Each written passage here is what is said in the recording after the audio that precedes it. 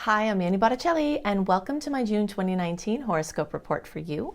My intention for this video is to equip you with the information that you need regarding the astrological transits to have the best month possible. I will give you information about things that are occurring in June that will affect your sign and the general transits that will affect you, at the same time as understanding cycles that are at play for a much longer period of time to put everything into context to let you know what you're working with this month. Definitely go to my website, anniehelpsyou.com, where you can check out my extensive astrology blog, including new moon and full moon blogs, to assist you with using those power days of the month each month. Also, if you'd love to sign up for my astrology apprenticeship program, if you resonate with how I teach and you want to learn, you can definitely check that out at anniehelpsyou.com, as well as book a live reading.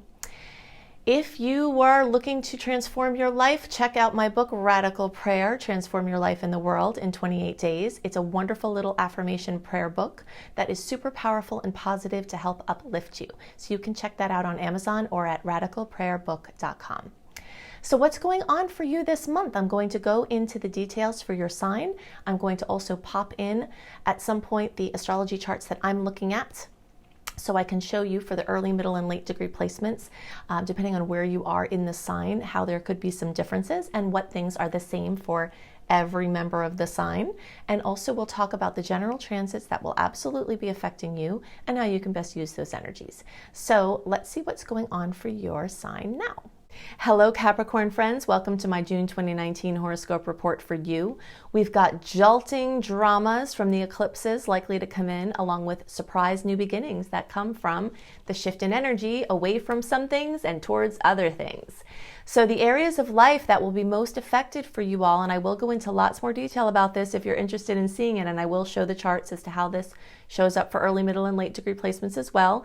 But a quick summary overview: massive amount of change involving yourself, your image, your physical body, including things involving health, major things like breakthroughs or health crisis, or major changes in body image, major changes to how you put yourself out to the world, surprises there, sometimes taking a surprise different direction with where you're going with your image and what you're doing. Lots of surprises and jolting drama in the sector of relationships as well. So whether that has to do with spouses or business partnerships or clients or friends, any place where you're relating to someone else in an important way, even employees or anything like that, a lot of surprises ahead for many Capricorn placements. That's another sector of your chart that's really well highlighted. There's also some major movement along the fronts of work, as far as your office dynamics or self-employment work, and possibly things involving pets coming up in a big way with these eclipse changes and sudden things. Also, things involving a new rhythm. The more you can release resistance to the eclipse changes, the more you can roll into the new energy. So change is a constant. We know that change is happening. It's unavoidable. And the degree to which we embrace the change, that's the degree to which we can enjoy the changes that come. Sometimes changes come are just bad and there's just, there's no way to find some good in it, right? But in general, the acceptance that time marches on and things change and nothing in form is going to stay the way it is or in form, period, that's a major thing to know about the eclipse cycles. So anything involving your belief systems, even genetic memory, karmic connections, soul connections, a lot of karma blasting and things coming up from a belief system, because really what creates karma is actually a belief system. It's a thought process. It's a judgment. It's an experience where we come to believe something. And when you believe something very strongly, a lot of times universe and the law of karma comes to test that and to soften it to the higher ideal. So belief systems will be tested in a big way, and some of them may just have to move and be dissolved out altogether to be open to what wants to change to make your natural rhythm really cool and really different. And there could be some really amazing surprises there on the other side of this jostling or the drama that comes in to create it. Sometimes at eclipse time, it is the individual that makes a choice or makes a decision. In general, eclipses tend to bring in an opportunity or bring in something from outside. And I usually do recommend, if you can help it, just follow the flow and avoid trying to make a big decision if you don't have to, because the eclipses could bring in changes that could make whatever your choice was, what you were trying to push, different. Although I have also seen it happen that if you're sure about something and you're lining it up and then it's happening, that thing that you're doing was actually, part of the eclipse change and trajectory change. But do be aware that sometimes you're doing something and the eclipse goes whoop right over here. So the more you can be open and the more you can be flexible and the more you can be aware of the synchronicities and the way the energy is going, the more you can, flow in that direction.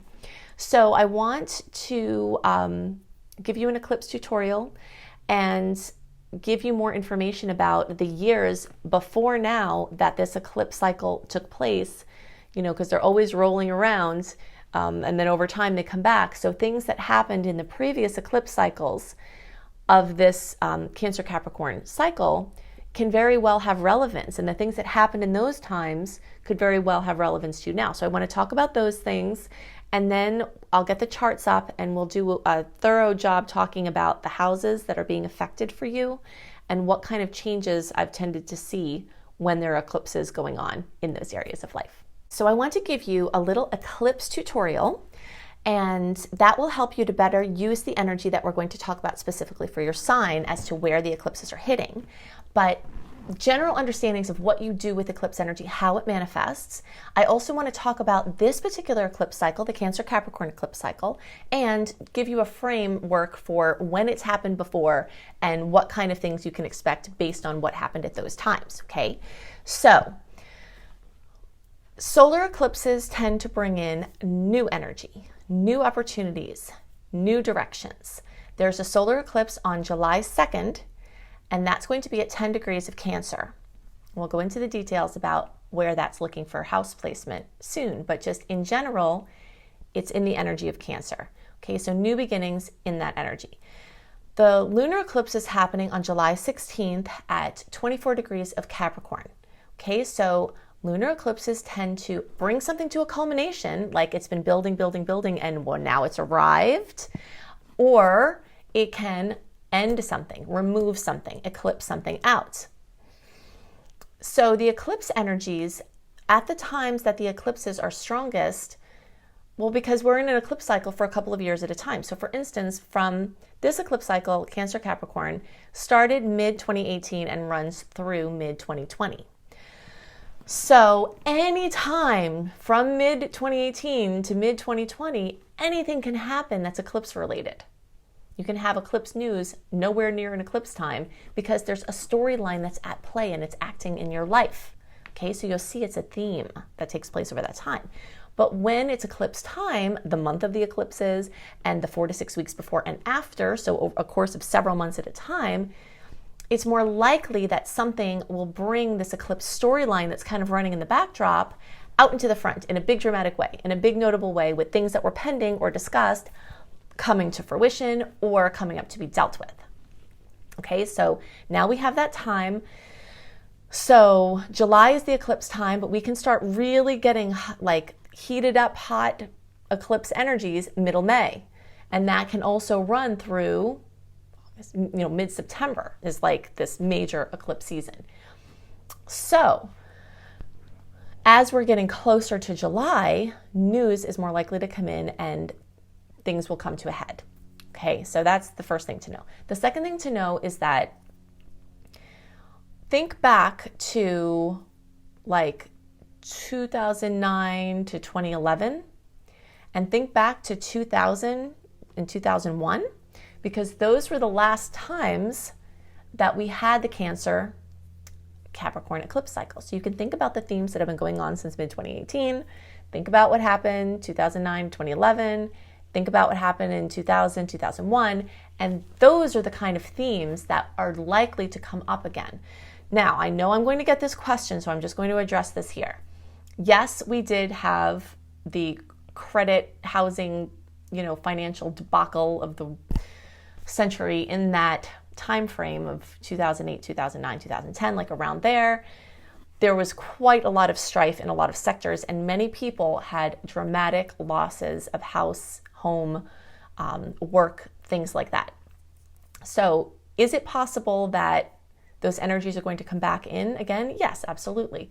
Is it going to manifest that same exact way? Probably not, because there were other factors going on in the world that contributed to what that looked like. And there were different factors at play that created that bubble that then popped, than are at play now. But definitely storylines similar to that. If you think back and you were moving house or having things involving housing or moving or home or work or expanding work or family and like all of that, those kind of things are going to definitely be current. And the other themes that occurred that aren't related to those areas of life are very likely going to come back into the forefront. And those are going to be dependent on the sign, which we're going to go into more details about. But I just wanted to give you this storyline, like, okay, this principle of energy not ever disappearing or being made new, that there's this finite amount of energy, but it's changed around. It just changes form. It's very evident at eclipse time because something is removed and something is put in. And sometimes you get the new thing put in before the other thing is removed. Sometimes they happen at the same time. Sometimes there's, staggering where you like have the thing taken, there's this gaping hole and you're like, where's the thing to fill the energy? It hasn't come in yet. It takes a little time. The way I commonly see this as like a really good eclipse example is like a child is about to be born and then a grandparent passes away, So like in that same amount of time, this representative of family energy dissolves into another form, takes the form of a kid, and it's like, okay, so now this energy is present in that form. So that specific example will happen in a lot of cases, but there's so much more to it than that. So, just be on the lookout for the things that want to fall away, and the degree to which we can let those things transition away are going to affect how we can embrace the new things. One thing that I do recommend that you look into is a homeopathic remedy called Gelsemium, Gelsemium. Okay, I'm not a doctor. You don't have to have a license to work with these. You can find it on Amazon or at a health food store. Gelsemium is a homeopathic remedy that is traditionally used for stage fright, but it's also used from a more, if you're looking at the energies of the components, it's more having to do with showing up for the things that are expected from you and showing up for the things that are unavoidable. So even like midwives will give this remedy at childbirth when the woman is showing up for like the big show, So just think about the Gelsemium and look into that because it could help those things that are happening just to kind of release the fear around stepping into your new life that wants to show up. Okay, so let's look at where in the chart these changes are likely to occur. Okay, so the vast majority of the things we discuss will be relevant for all early, middle, and late degree placements, but in the instances where there are some differences to understand, I'd like to let you understand where you are in the spectrum of Capricorn. So early caps are pretty much the December born or 0 to 9 degrees. Middle cap around January 1st through 10th or 10 to 19 degrees, and late cap January 11th through the rest of the sign or 20 to 29 degrees. I often get asked, is this relevant for your rising sign or your moon sign? And the answer is yes. The sun sign, the moon sign, the rising sign, when we look through the lens of any of those placements for you, it's showing us a picture out a window in the house of your experience. So they all have different pictures, unless you have, some the same. And what you're seeing out the view is, affecting you just like it would a house. You look at that house, this thing's going on there, the window, and you go out this window and there's something else going on out that window, and it's all pieces of the bigger picture. Okay, so when we're looking at how the eclipses are affecting the different charts, there is going to be some slight differences here. Okay, so in general, we know that Cancer rules the 7th house. Well, okay, what the common belief will say is that Cancer rules the 7th house of a Capricorn. Okay, so if you have an early or a middle degree placement, then that's 1st and 7th house is definitely the targeted storyline of this eclipse cycle. But once we get over to the late degree placement,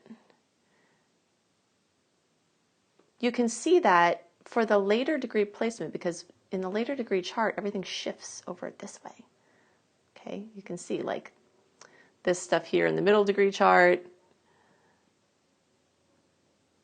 For the middle degree, you can see that shifted here, right? So that's a huge difference because those planets I just circled are long-term transits. So for the late degree person, they're having all this happening here. The middle degree, you can see there can be a big difference sometimes.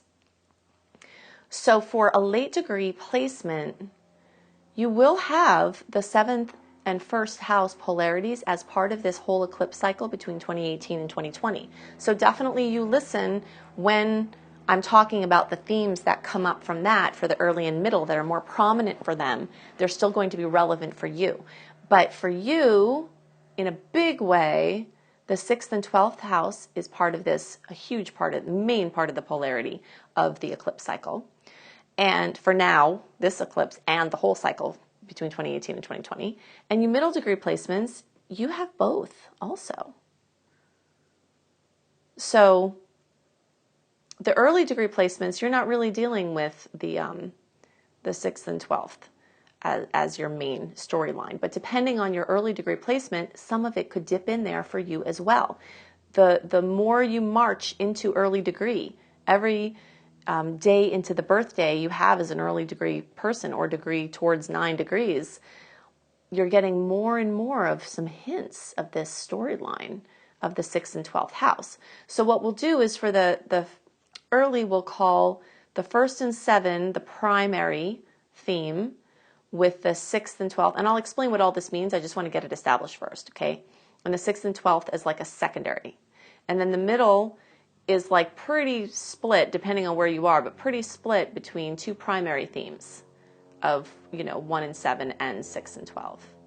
And then the later degree placements, your primary theme for the eclipse cycle is 6 and 12 with a sub-theme of the 1st and 7th. So you see it's all, and you can see why a lot of astrologers just kind of vaguely will talk about one thing and it holds some relevance for everybody. But I'm a late degree placement myself. Actually, I have a late degree Cap placement and a late degree Sag placement. And so I've seen over the years of looking at my own charts that there can be certain differences here, as we talked about. And so I can't in good conscience not take the extra time to share that with you because I think it's important, especially as an astrology teacher. Okay, I'd like to go in deeper. So now let's talk about the goodies of what is going on with these surprise jolts of new things coming in, these surprise endings of things leaving, and very high drama in many cases. So the things that are going away, where we're kind of clearing out space, a lot of that has to do with the self. So the individual, the way that you look at things, what you do, what you like, how you move in the world. And so it's moving now. I'm talking about all Cap placements. There's this movement at this time from the individual to the relationship space. So from me to we. Okay. Now, during the whole eclipse cycle, you're having we go back to me and me go back to we. Like there's a give and take and a back and forth between these. It's not just as black and white as one direction. But the stronger theme at this point is like the giving up of some sort of self for the sake of relationship or partnership. And that's a big deal. So this can mean even something as simple as delegating. Like you're doing it on your own, and then all of a sudden you're like, nope, I actually need help. Can you help me with that? Can you help me with that? Can you help me with that? And you're getting your 7th house. It could mean that you get engaged and now it's not about you, and now it's about, the partnership. Or you have a child and now it's not as much about you, it's about you and the child, or you and the family unit. So you see, it's just like this kind of shifting of that energy of self and putting it out to have helpers or to collaborate or to work together on a team. So that's a big thing that's coming up. And some sacrifices might have to be made, but you can just check in and feel like if that's a good thing for you to make at this time. Now for this other polarity of we'll use another chart so you can see it more clear, but it's still going to be, again, relevant for all of you. And before we get any further into discussing the 6th and 12th house and that polarity of, really it's a Pisces-Virgo polarity from the house structure, we really have to mention that the Capricorn-Cancer series of eclipses is strongly highlighting those planets and those placements rather. So as a Capricorn, between 2018 and 2020, massive amounts of transformation and change are very likely, and also a lot of drama that comes with the resistance of the new life taking form. Capricorn energy can be amazingly steadfast, and that's a lot of times the key to their success. And also, because of that steadfastness and focus, sometimes it's hard, unless you have other placements that help you to do this better, it's hard to change gears. So there could be a lot of resistance. And sometimes you actually feel that quite literally in your joints, as your knees especially, but like moving forward and the flexibility of the joints that relates to Capricorn from the medical perspective. A lot of resistance to moving forward. And the more you can cut the resistance and just embrace the new things that are taking shape, then these changes will be easier. But it is a very profound series of years for Capricorn. And for those of you who are between 19 degrees and 29 degrees, you will be most affected. And the closer you get to 24, because the actual eclipse is at 24 degrees. So if you have any Cap placements at 24 degrees or within that spectrum, it's probably going to be more intense for you, but this information is relevant for all Capricorns and can bring, major things occurring. Okay, so this 6th and 12th house is about the movement. So when you've got an eclipse in this area, I'm using the middle degree chart, but this is just for everybody. So when you got the eclipse in this area and you're moving towards this area, it's like abstract towards form and chaos towards order. That's the progression that the energy wants to hold.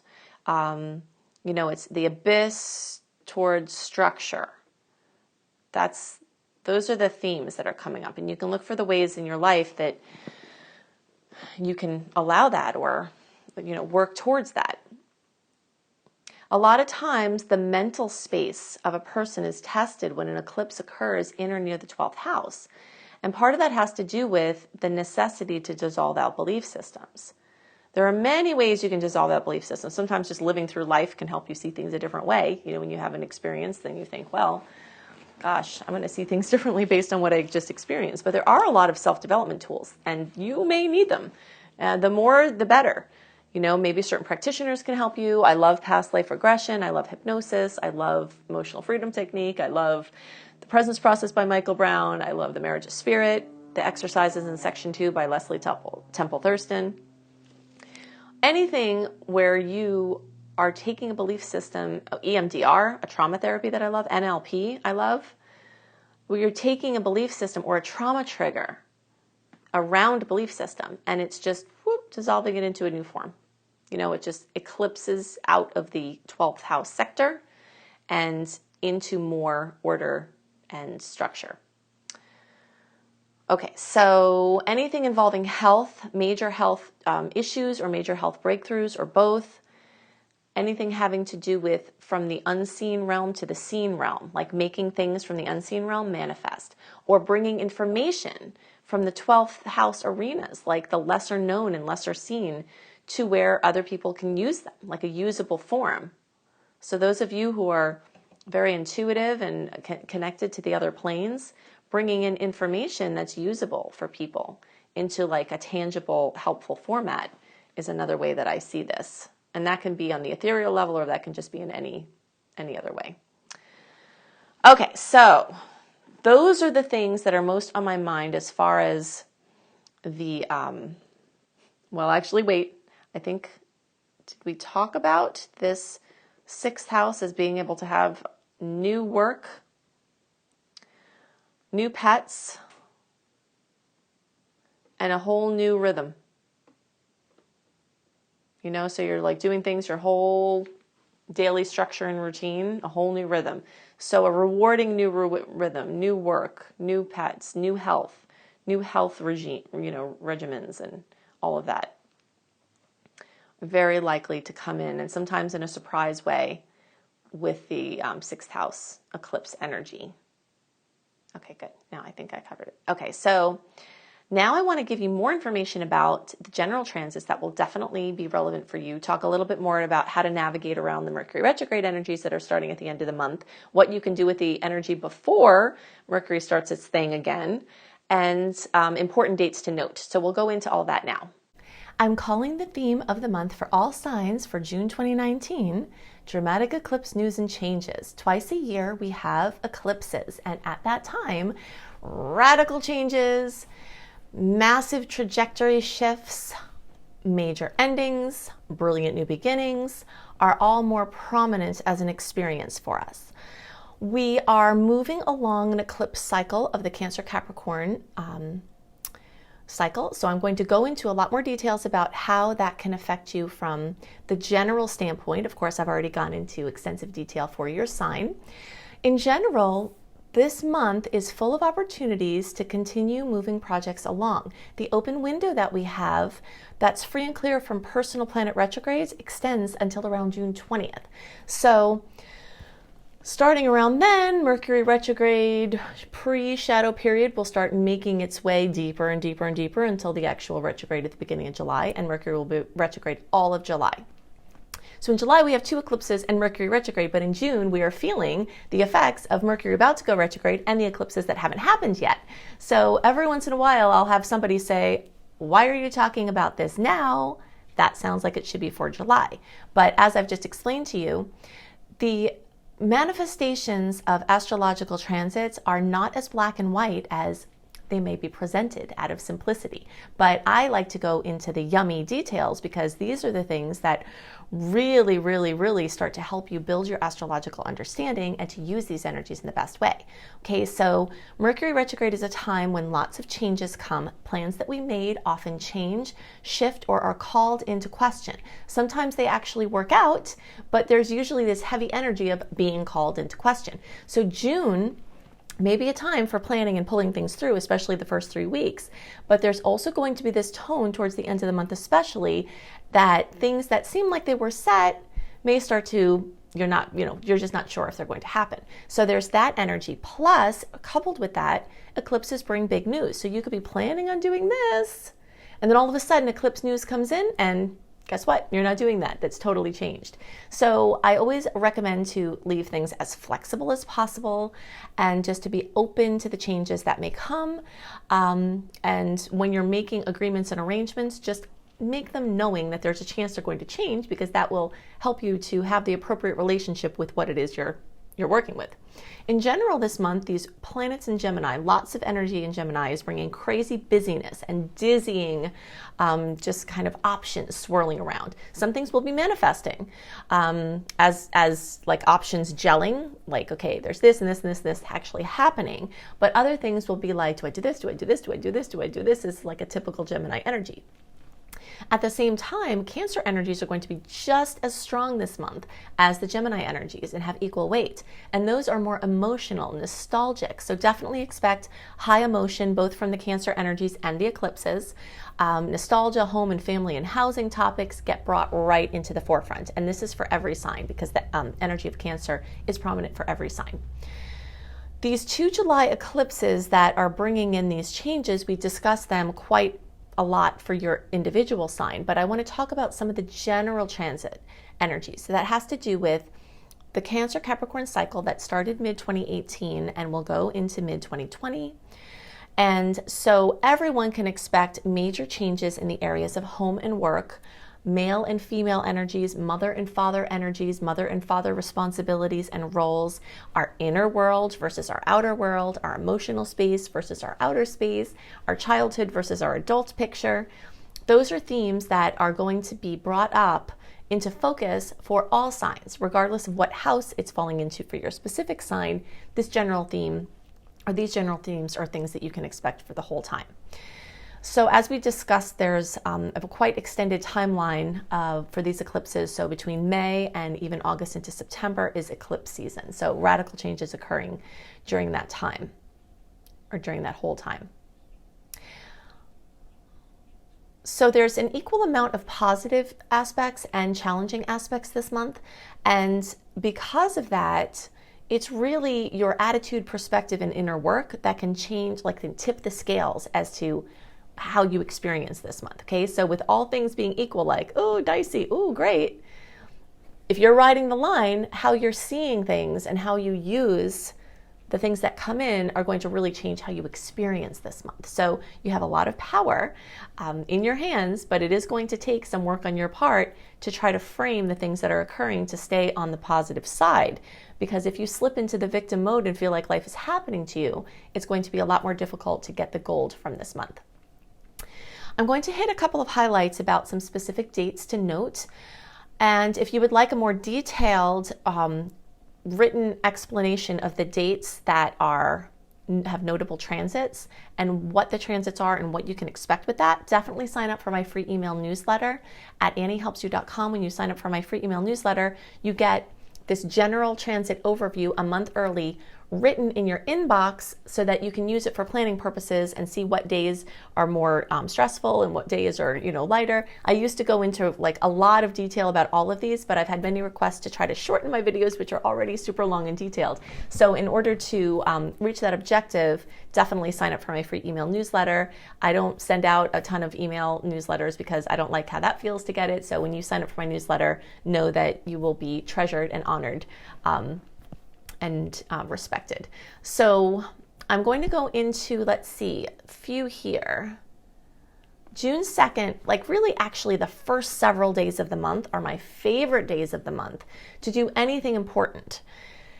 It might just have it that you have to do these important things on other days, and that's totally fine. But if you can plan something, if there's something that you're planning, something that you have, an intention to do ahead of time, this early part of the month, like the first 3 or 4 days or so, is more sweet and uninterrupted by the intermittent challenging aspects than any other time in the month, because the rest of the month it's like sweet, dicey, sweet, dicey, sweet, dicey, right on top of each other, often on the same day. But this little cluster right at the beginning, you're in this free time, free from personal planet retrogrades. You are in this time where the aspects are sweet. You've got the new moon on June 3rd in Gemini.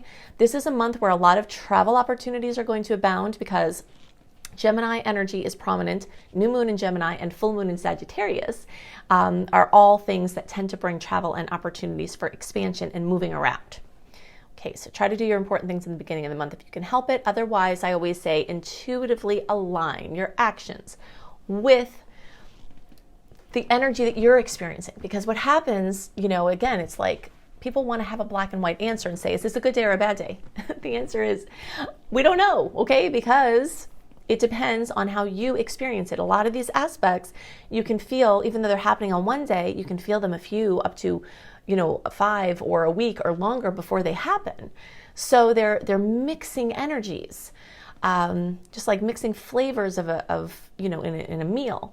And they fade in and fade out. So you have to tune in, and if you have to do something, you kind of feel that internal sense of timing and that divine synchronicity lining up in front of you and say, okay, and now, it's just like catching a wave. If you've ever been surfing, it's like you have to wait for that exact second. And if you hit it just right, then you coast and have an amazing ride. But that's what we're trying to do.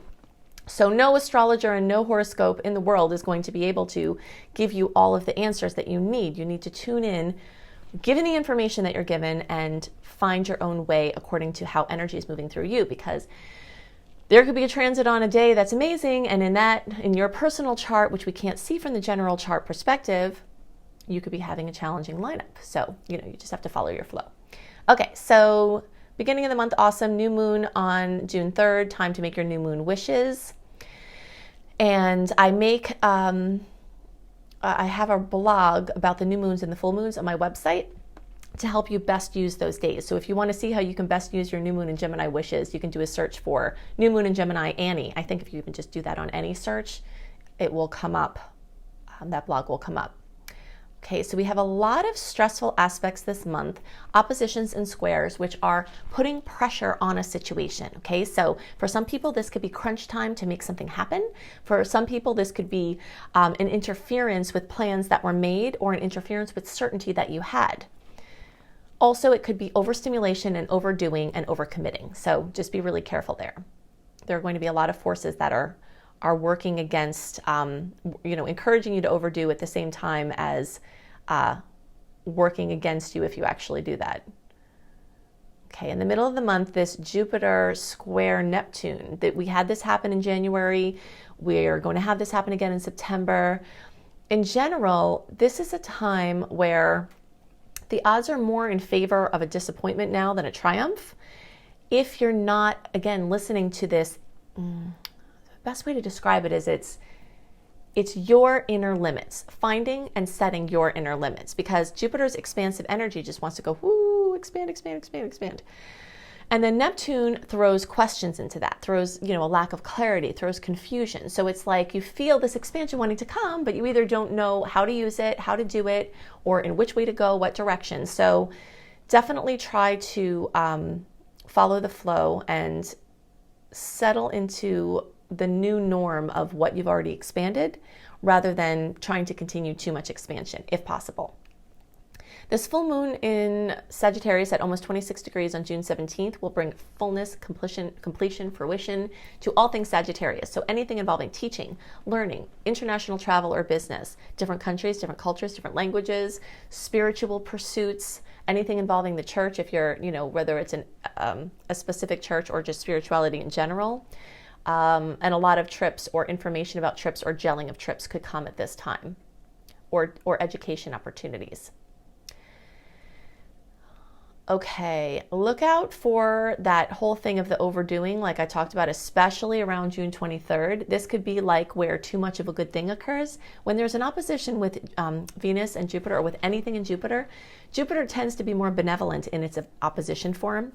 So this is something that could be just like too much of a good thing. So, overdoing, try to guard your immune system. And if you're watching your money, then be extra careful right now, because your drive to splurge will definitely be more. So if you're on a budget, be careful of the elated energies that could occur at this time, because you could go on a spending frenzy and it could take you off track. Okay, so in general, those are the things that I most wanted to talk about. There are lots more details, as I discussed, but in order to try to keep this brief and focused, I've just hit some of the highlights. So definitely go to anniehelpsyou.com. If you'd like to book a live reading, you can do that there. You can also book a reading with my apprentice, Marilee. And Marilee is amazing. So you can see more about how to connect with her on my readings page at anniehelpsyou.com. You can check out my extensive blog. If you'd love to have written horoscopes from me, you can go to cozybysweetstarlight.com. And I do written horoscopes a month ahead, sometimes talking about different things than we talk about in the video. So you get a more extensive view and a written version there, plus lifestyle blogs. And definitely check out my book, Radical Prayer, Transform Your Life in the World in 28 Days. You can see that on Amazon, and you can buy that internationally. It also can be available and ordered, either if they're not already, at booksellers across the world, or you can see it at radicalprayerbook.com. So I hope you have a wonderful month. I hope the eclipses bring you good news and lots of chances for wonderful transformation, and I'll see you next month. Bye.